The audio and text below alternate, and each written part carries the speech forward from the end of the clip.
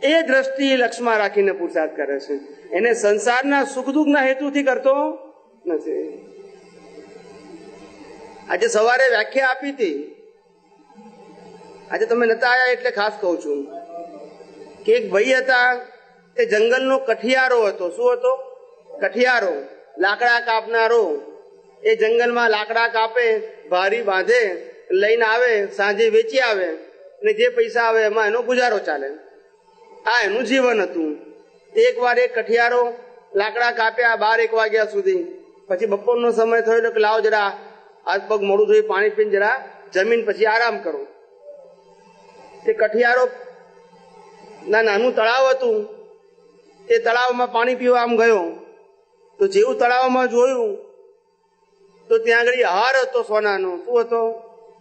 હાર તળાવમાં દેખાયો.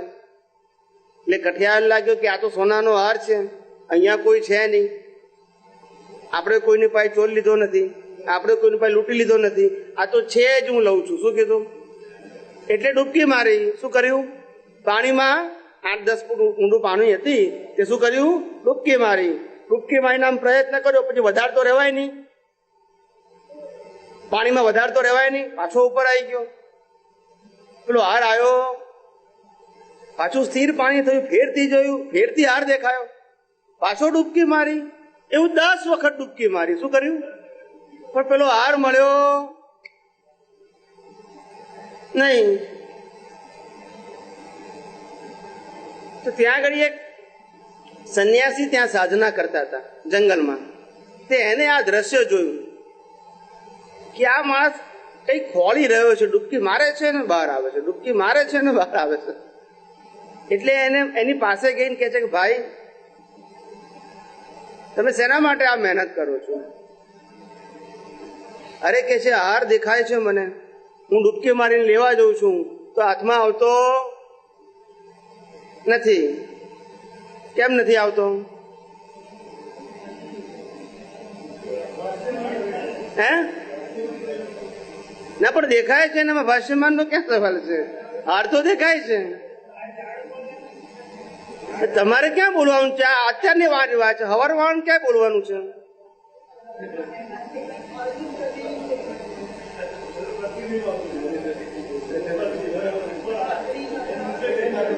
ઉપર ઝાડ હતું, તે ઝાડમાં હાર હતો, એનું પ્રતિબિંબ ક્યાં હતું?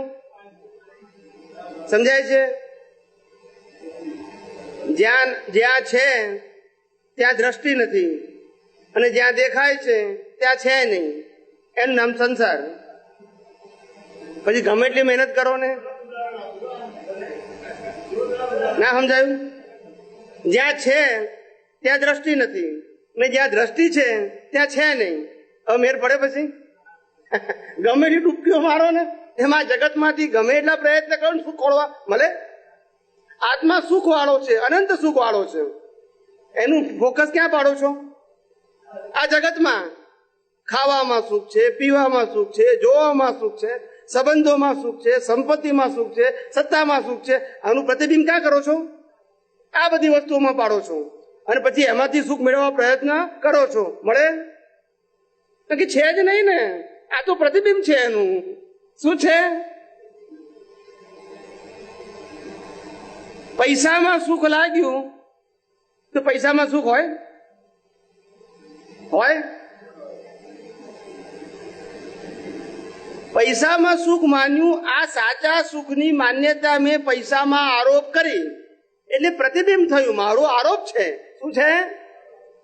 ત્યાં સુખ છે નહીં, એટલે આરોપ છે એ બધું પ્રતિબિંબ છે. એટલે પેલો તળાવમાં પડેલો હાર, એનું નામ આરોપ. પ્રતિબિંબ.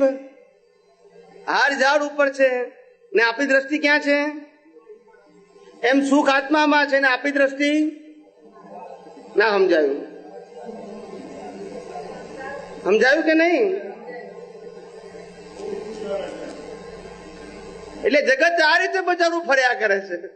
જ્યાં દ્રશ્યમાન છે ત્યાં છે નહીં, અને જ્યાં છે ત્યાં દ્રષ્ટિ નથી. હવે શું કરો? સમજાય છે? એટલે જગત ફર્યા કરે છે. ત્યારે જ્ઞાની કે છે ભાઈ તું જ્યાં મહેનત કરે છે ત્યાં પ્રતિબિંબ છે ભાઈ. બિંબ તો ઉપર છે ને આખું આ જગત પ્રતિબિંબમાં ફસાયું છે. શેમાં? પ્રતિબિંબ એટલે ભાષ્યમાન પરિણામ. ભાષે છે પણ હોય. સમજાય છે? બહુ આ સમજો ને તો ખ્યાલ આવે. ઘણા માણસો ઘણા બધા પ્રશ્ન પૂછે, સાહેબ સુખ છે તો અનુભવાતું કેમ નથી? શું પૂછે છે? મેં કીધું આ શરીર આત્માના સુખને અનુભવવાનો સ્વભાવ ધરાવતું નથી. ના સમજાયું? ના સમજાયું ને? આ 5 ઇન્દ્રિયો અને આ ફિઝિકલ દેહ એ આત્માના સુખને અનુભવવાની શક્તિ ધરાવતું નથી અને તમારે એનાથી અનુભવવું છે. Is it possible? જળ ચેતનને અનુભવે? જળ ચેતનને અનુભવે? આ જળ છે, જળ એટલે મિકેનિકલ, એ ચેતનને અનુભવી શકે?